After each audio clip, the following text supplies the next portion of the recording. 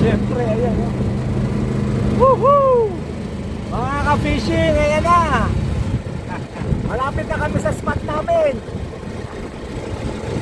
Puro na naman tubig ang makikita namin. Ayan na. Ayan o.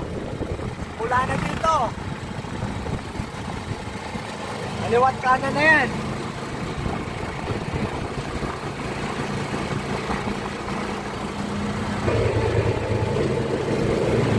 Sinama ko ang mami para ma-experience yung pag-fishing.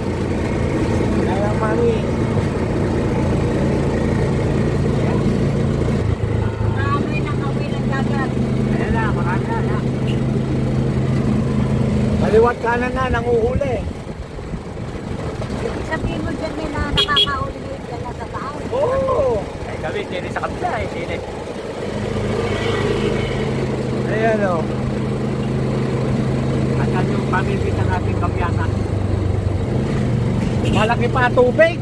Malalim pa oh. Malalim.